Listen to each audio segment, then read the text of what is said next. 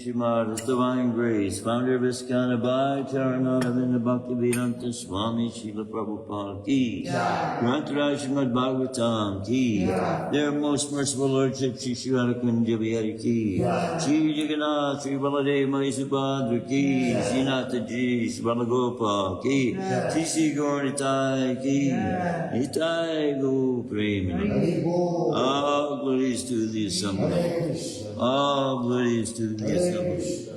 All glories to the assembly. All glories to the Lotus feet of Shri Guru and Shri Gauranga. Om Namo Bhagavate Vasudevaya. Om Namo Bhagavate Vasudevaya. Om Namo Bhagavate Vasudevaya. Om Namo Bhagavate Vasudevaya. Narayanam Namaskritya Ram Jaiva Narottamam Devim Saraswatim Vyasam Tato Jayamudiraya Nasta Prayashu Bhadreshu Nityam Bhagavata Sevaya Bhagavati Uttama Shloke Bhaktir Bhagavati Naistiki. Reading from Shrimadbhagavatam, Canto 1, chapter 14, text 30. Pradyumna Sarva Vrishninam Pradyumna Sarva Vrishninam Sukham Aste Maha Rata Sukham Aste Maharata Gambira Rayo Nirudho Gambira Rayo Nirudho Vardate Bhagavan Uta Vardate Bhagavan Uta Pradyumna Sarva Vrishninam Pradyumna Sarva Vrishninam Sukhamaste Maharata Sukhamaste Maharata Gambira Rayo Nirudho Gambira Rayo Nirudho Vardate Bhagavanuta Vardate Bhagavanuta. Please chant. Pradyumna Sarva Vrishninam Pradyumna Sarva Vrishninam Sukhamaste Maharate Sukhamaste Maharata Gambira Raya Nirudho Gambira Rayo Nirudho Vardate Bhagavanuta Vardate Bhagavanuta. Pradyumna Sarva Vrishninam Sukhamaste Maharata Gambira Rayo Nirudho Vardate Bhagavanuta. Pradyumna Sarva Vrishninam Pradyumna Sarva Vrishninam Sukhamaste Maharata Sukhamaste Maharata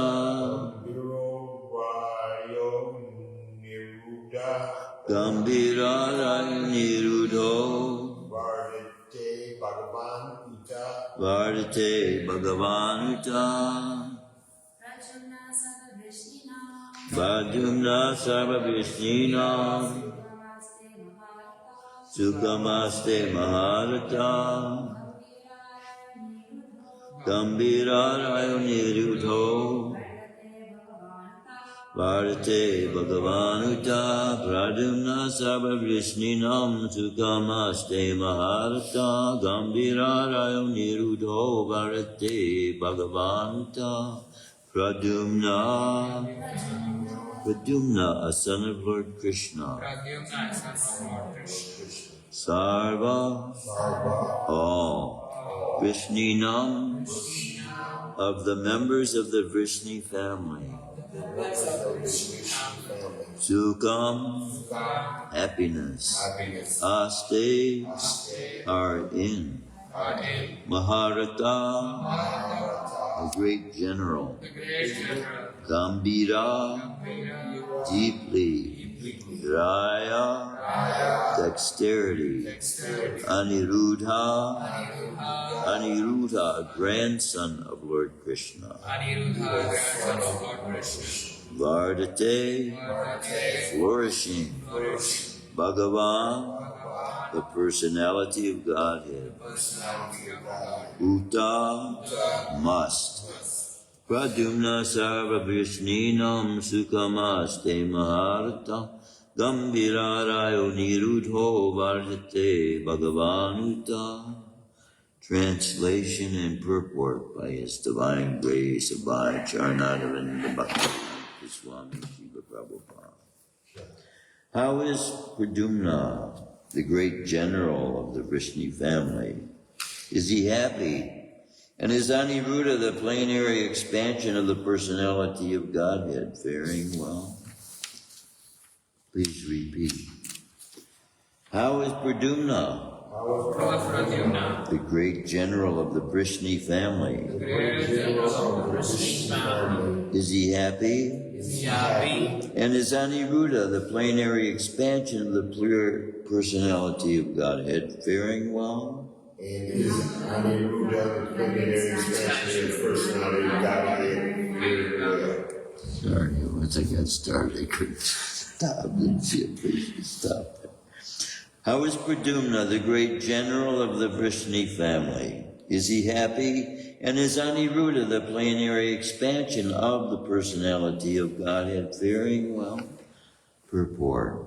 Pradyumna and Aniruddha are also expansions of the personality of Godhead, and thus they are also Vishnu Tattva.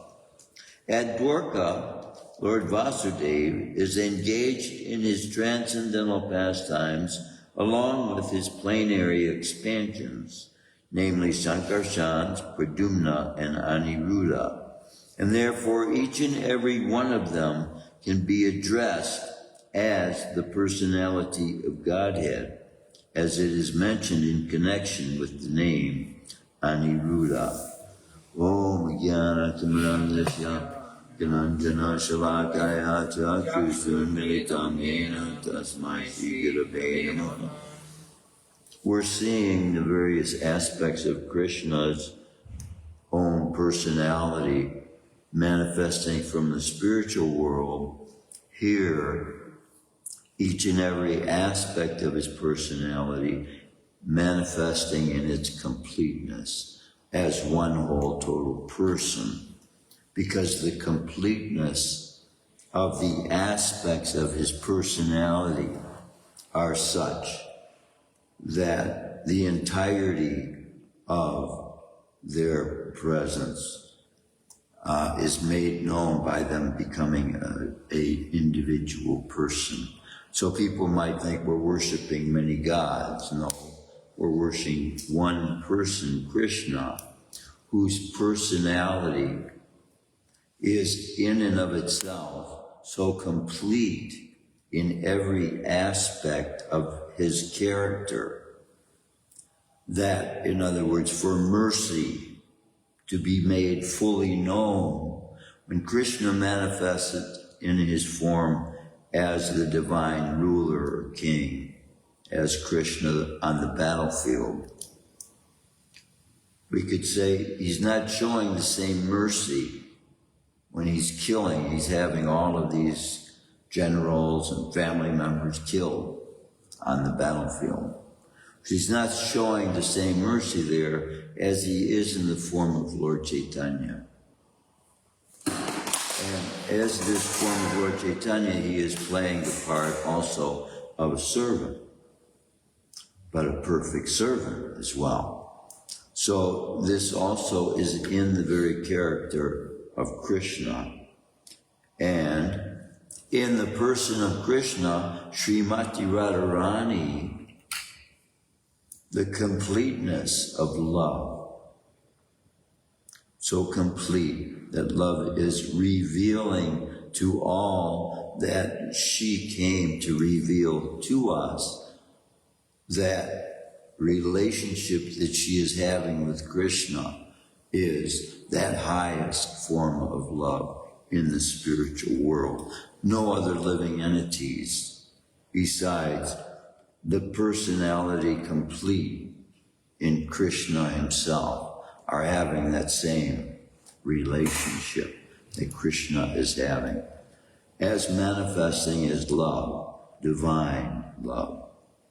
So when we see Kṛṣṇa with relationships that he's having with the gopis, we will be, our eyes, if we look at those as ordinary relationships like boys and girls are having in this world, our eyes will be tainted with an illusion that will keep us from being able to see the purity of Krishna's relationship with the gopis. So, Srila Prabhupada explains this as well in the purport. In India, when the pastimes of Krishna are broadly known through the nation of India, those who are portraying themselves as God and who are taking part in a process they are purporting to be a means by which you and me and everybody else can become God, then they jump immediately into these advanced and most advanced revelations given by Bhagavatam about the purest relationships, comparable very much in the Bible to what is described as the 144,000 virgins. Maybe you've heard of that. This is described in the Bible as those that are seen by God as the most pure out of all the generations, the way they describe it. Because they have limited knowledge, Krishna is revealing to us that these souls that are with him in the spiritual world are coming with him here to reveal what is in the spiritual world and the kind of relationships there that everyone is having in regards to their purpose to be. So, see, in the material world, we're finding the ability of ourselves to choose our purpose. And so in that, we make up our minds what we need to do to fulfill that purpose, whether it means going to school, whether it means applying for a job, or whatever. In this day and age, applying for welfare, other such things. But in the eternal, where we came from, there is a svarup, there is a body, an eternal body that has an eternal relationship with Krishna, that this process is allowing us to be reminded of. So we've run away from home. Krishna's calling us back home to purify the minds that we have used in this material world to find some form of pleasure here. To purify that mind and now give it the proper direction, like a compass being pulled by the magnet of north. So aiming us in the right direction now. This that you used to use for lust, for your own senses now, turn it towards me. Krishna is saying, turn your attention towards me, and all that you previously desired, you will find complete satisfaction in him. We will find complete satisfaction in Krishna by aiming. All the senses of our body are being used when we're chanting the holy names. You have your mind fully engaged, meditating upon the form of Krishna and the surrender that you are giving to Krishna, and that meditation that Krishna, please engage me in your loving devotional service. The mind is engaged that way. The ears are listening to the sound. Then we're seeing if we're in the temple, but still when we chant, you can chant in that state of existence called yoga nidra, halfway in between awakeness and sleepness. But it's subliminal learning from the consciousness of the person that is sharing this body with us. Subliminal meaning, we become sensitive to the fact that Kṛṣṇa, we have allowed Kṛṣṇa to move in. And allowing his thoughts to move into our minds, which will give us the realization of how powerful he is, and how that by having control over everything, we no longer have to have any fear or worries about anything in the future whatsoever. So by the pure acts that Kṛṣṇa engages us in as well, he removes our guiding mind, the consciousness we have formed to know right from wrong, from any guiltiness that we would otherwise suffer from being engaged in the material energy now. Because all that we have now put ourselves at the surrender of by putting ourselves under the control of Kṛṣṇa's energy, Kṛṣṇa is going to reward us with the experience of a consciousness superior. So all the names that we can give to Kṛṣṇa, we can also give to the kind of consciousness,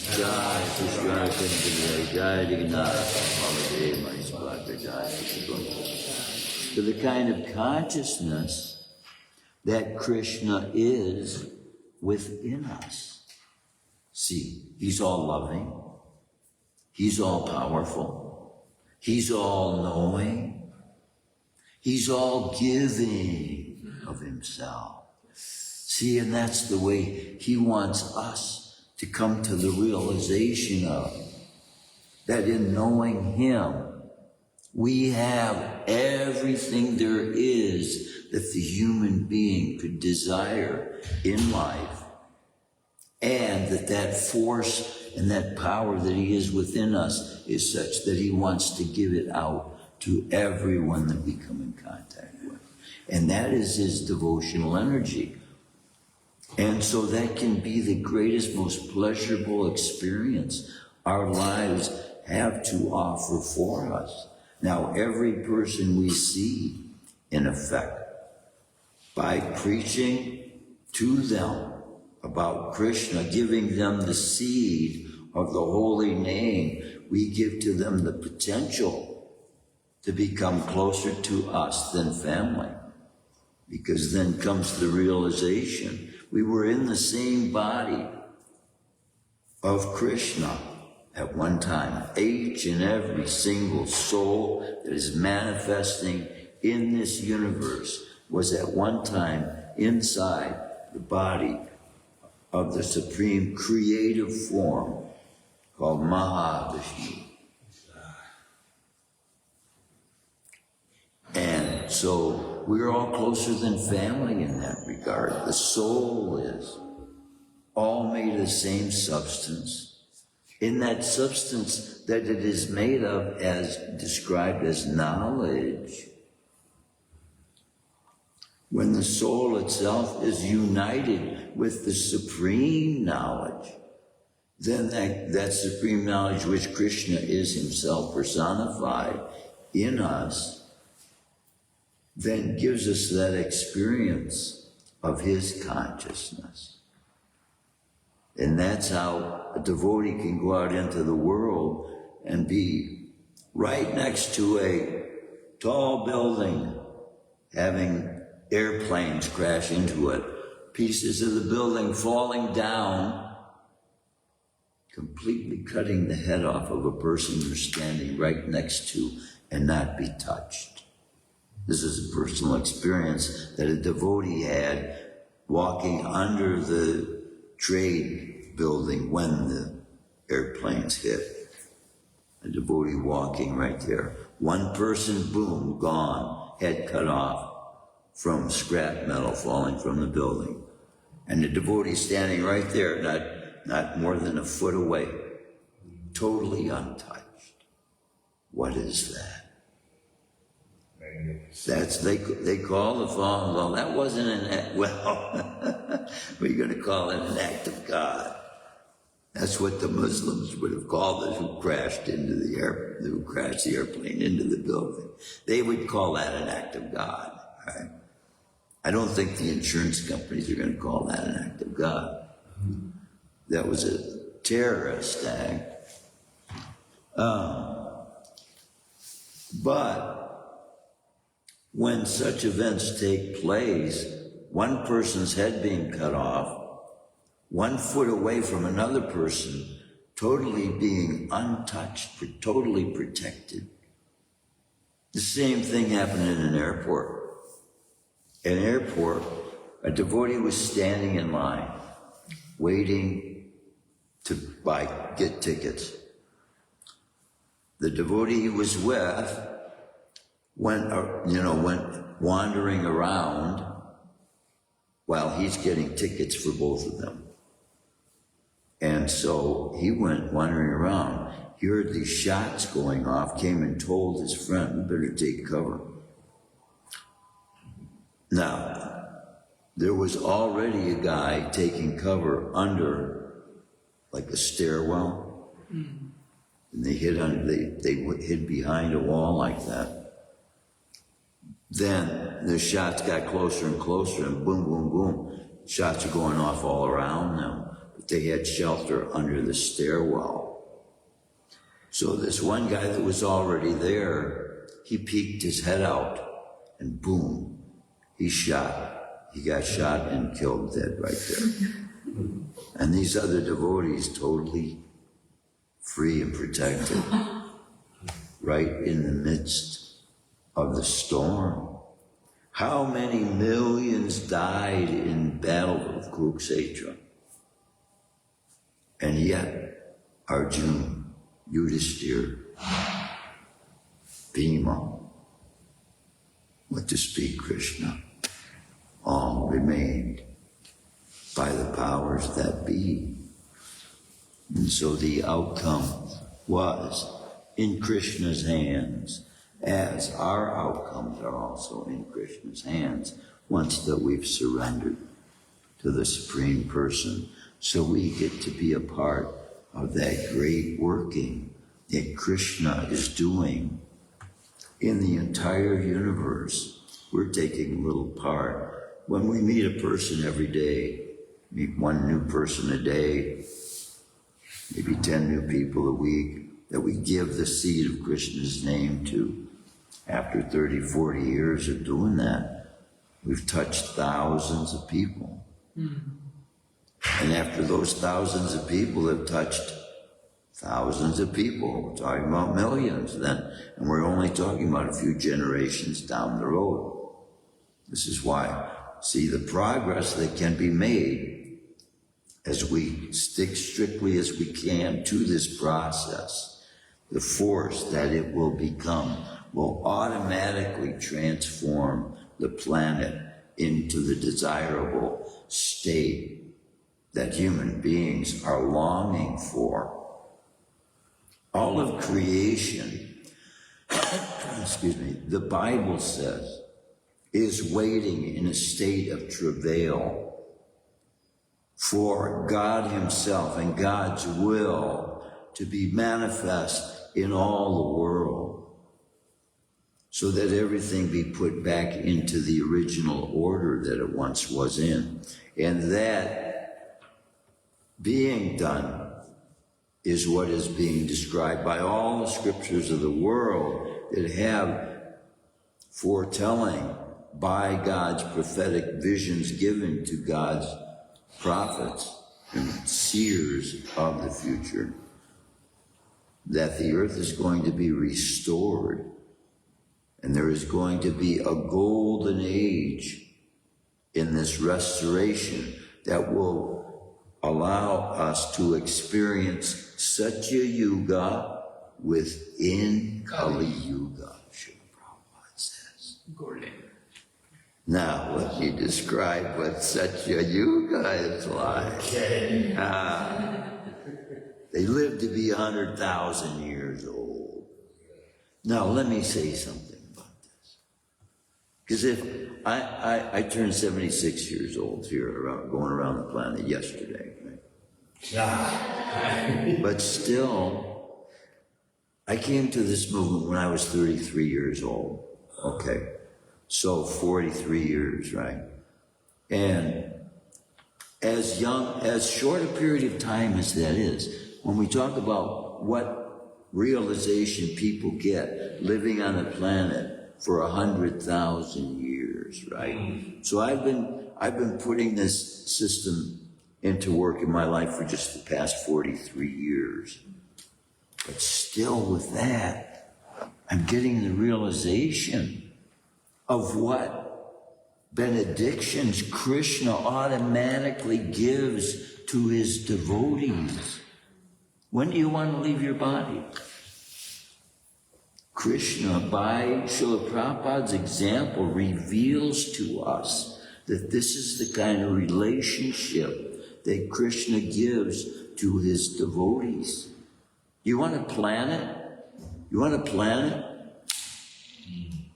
This is the kind of relationship Kṛṣṇa is revealing in Bhagavatam. This is the kind of gifts that Kṛṣṇa gives to those that are following the ways that he prescribes for mankind to follow. What do you want? Read, what is it? 11th canto. And it's like Kṛṣṇa is saying, what do you want? I'll give it to you, whatever you want. And when you analyze and look through life at your own experiences in life, hasn't it been what you prayed to God for? You either really get understanding of why it wasn't good for you, or else the thing is brought to your awareness and how to attain it, and not only that, but with more ability than you believed yourself capable of doing that before you prayed for it. So Kṛṣṇa is so kind and revealing in this age to such extent he is opening up, as described, the storehouse of love of God and pouring out knowledge of God like never before. And we're gaining knowledge of what Kṛṣṇa gave to them in such a yuga. So if they live for 100,000 years, they're not going to be plagued by the kind of diseases, and I'm going to make a bold statement right here, that we as human beings have created ourselves to suffer by. Which this COVID thing was, a manifestation of the years and years of development of these. They've been testing animals for 50, 60, going on 100 years now, putting diseases in the bodies of these poor creatures that have been forced to live under these circumstances. And in some cases, it's the very scientists themselves having to take birth themselves as the very kind of animals that they put the test on. And they don't, because they do not know the laws of karma. They would never put themselves into that position if they knew the end result of doing that. They think they're going to save mankind from diseases by creating diseases that don't actually exist now, by study of law. And then they're justifying in their mind to do all these activities. You can take any writing in the world you want to take that gives good advice for humankind and justify all kinds of inhumane activities. It's the way the mind is built. We can justify in ourselves the act to do anything in this world. And that's going on. So once we come to realize we actually committed a pretty serious offense against Kṛṣṇa to now be having to face death. We should just remember that. And that's how, with that thought, we can remain in that humble mood. Kṛṣṇa, I'm sorry, I've committed offenses in my past, but you were so kind to give me the way now to become free from the effects of those offenses. Just think of that. We've committed offense so seriously against the Supreme Personality of Godhead, that we have had to be removed from his eternal dwelling. But now, after millions of lifetimes, trying to find a way to satisfy ourselves, he's giving us the means now to be able to actually find full satisfaction. So now we've got to take full advantage of it. Chanting all day long. When we engage, when we're chanting in the holy names, as I was discussing earlier, we're engaging every single one of the senses, so that every single one of the senses is automatically being put into protection mode. You know, we got viruses when you use a computer. The more you use the computer, the more chances there are you're going to get the virus. With Kṛṣṇa consciousness, the more you chant, the less chance there is you're going to be affected by Maya. So, you know, we've got the perfect solution. The temple gives us the perfect environment to be able to experience the consciousness that taking part in the pursuance of the perfect experiences these human forms can offer us as human beings. So just abide in the process. Go to great lengths, all the lengths we can, to hear everything we can about Kṛṣṇa, and share what we have learned with everyone that shares the same faith. And we will only increase that knowledge that we are made of, and that substance that we also know and come to the realization of, that we too are a part of. The truth. See, Vedavyasa himself, I am being told, by one who himself was given the privilege of being able to himself write Shrimadbhagavatam by his guru, by Srila Prabhupada, that Vedavyasa is now writing ISKCON Leela. That means you can be written about by Vedavyasa himself. That's what this spiritual energy is. It's Krishna's movement. It's Krishna's spiritual energy, his divine energy that he is calling all of humanity to enter into. Divine experience of consciousness and knowing what love of God is, and how complete it is, and how inclusive. He's made it to remove all the restrictions of previously, in previous ages, and what to speak in such a yuga. Because even to get born in such a yuga, these souls that are born in such a yuga, they meditate for 10,000 years.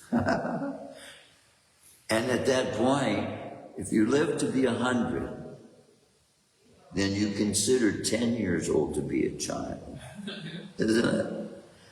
So, if they're living to be 100,000 years old, the 10,000-year-old soul, he's still a young child.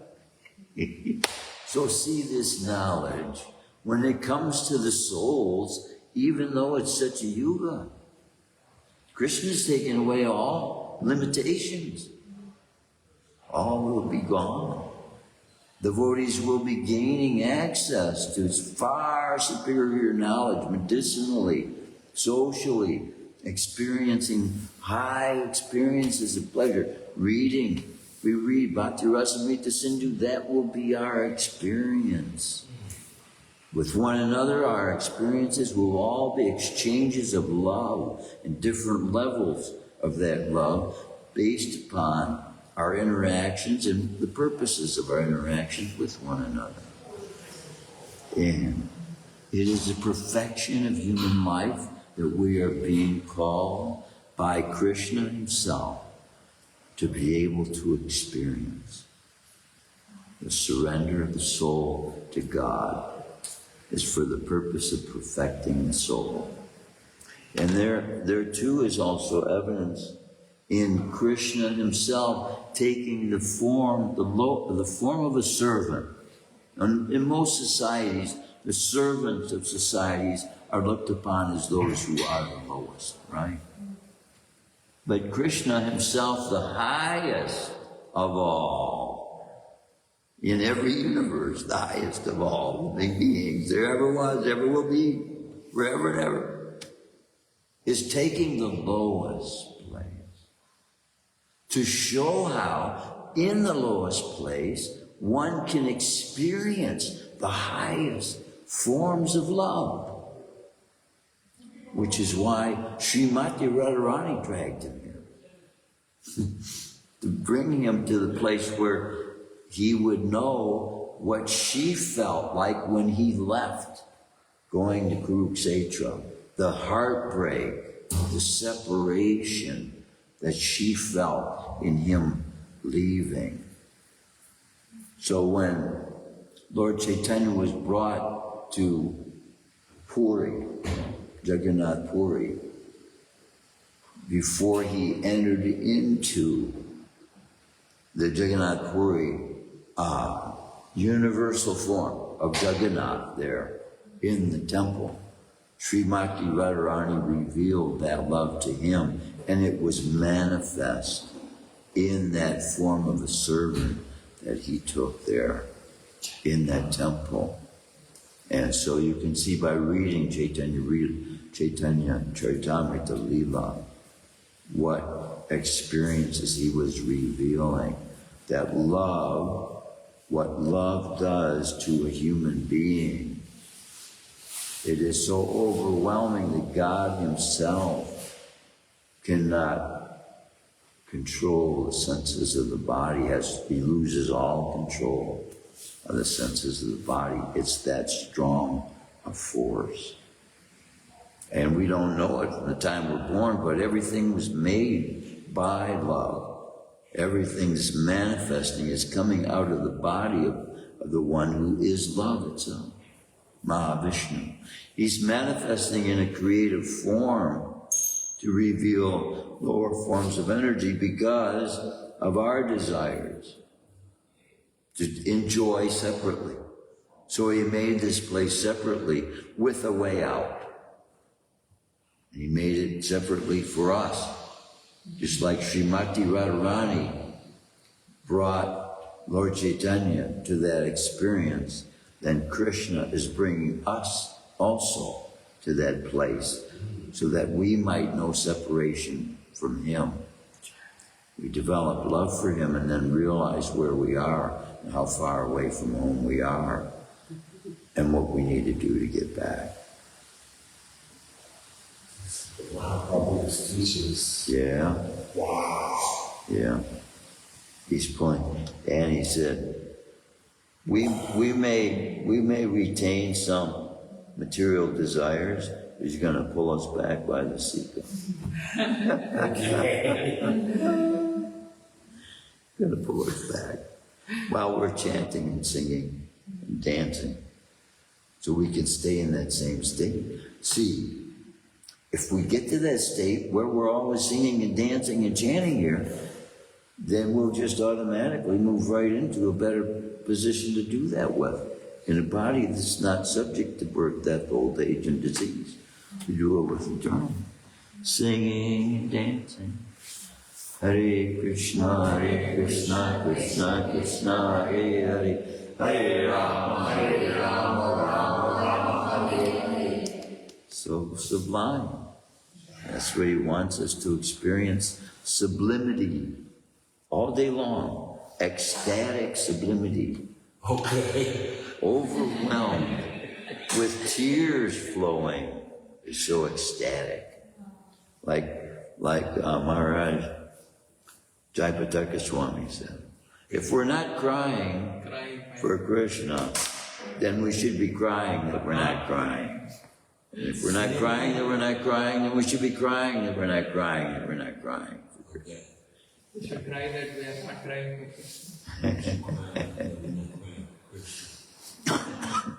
Krishna's mercy. And then we can taste the love of God who brought the tears That's what love of God will bring us to, that everyone doesn't have the experience. It will become so overwhelming in us, an experience of happiness, that it will make us cry that other people don't have it. And you can know they don't have it, just go out and see the turmoil and the troubles people are suffering by.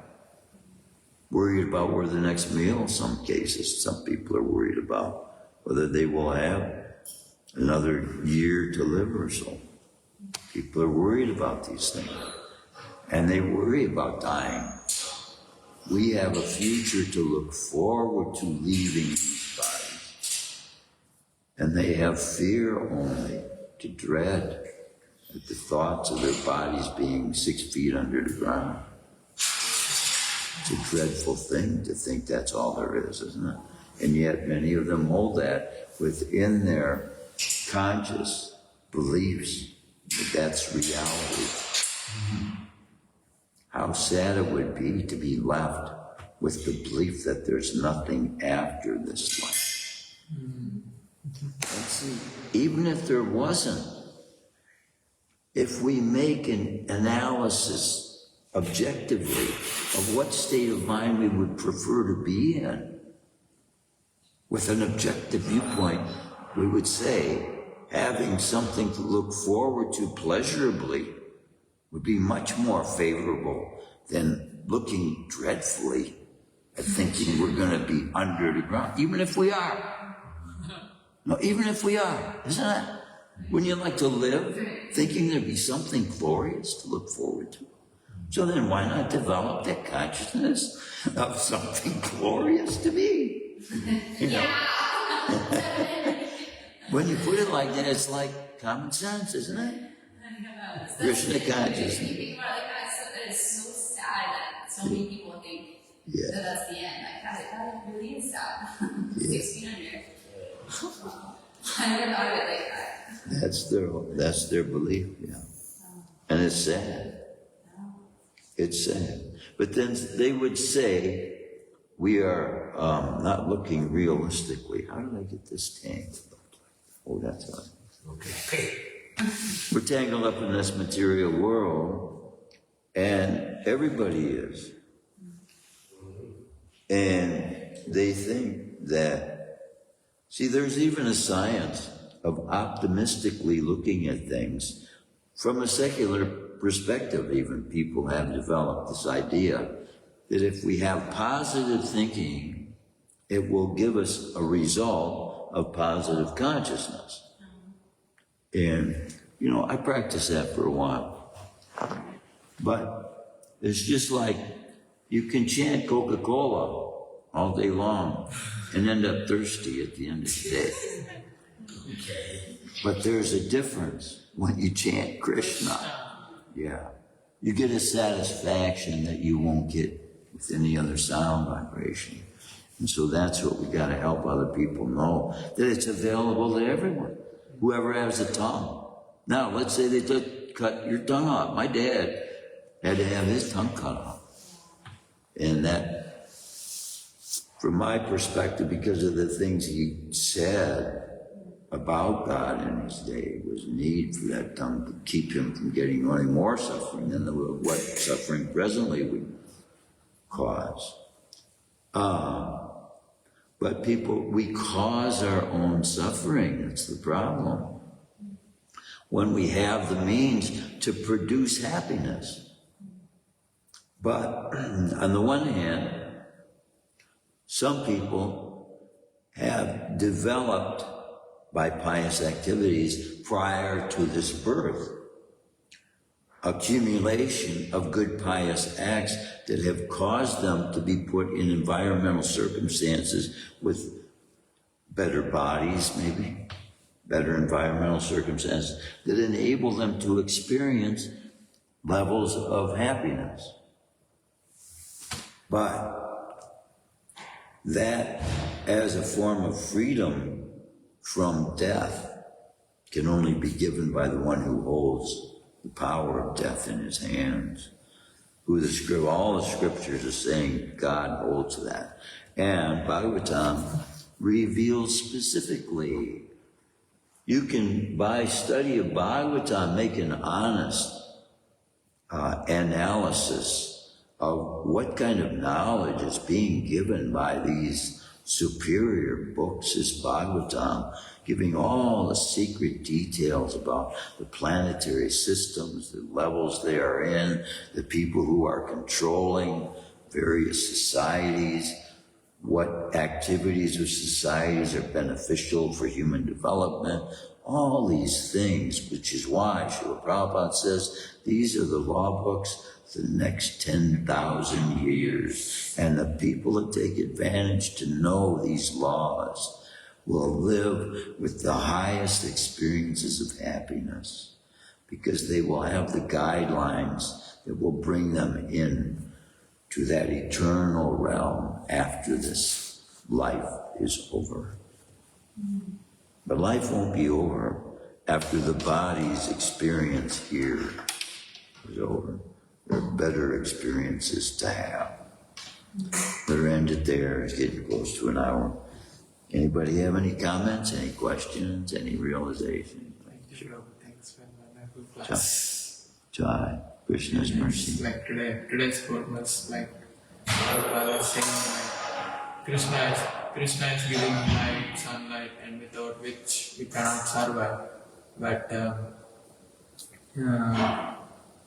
But we don't see that as Krishna's, and we as humans, we should be like responsible to acknowledge that Kṛṣṇa is giving that and to repay him back through service and also offering fruits and water.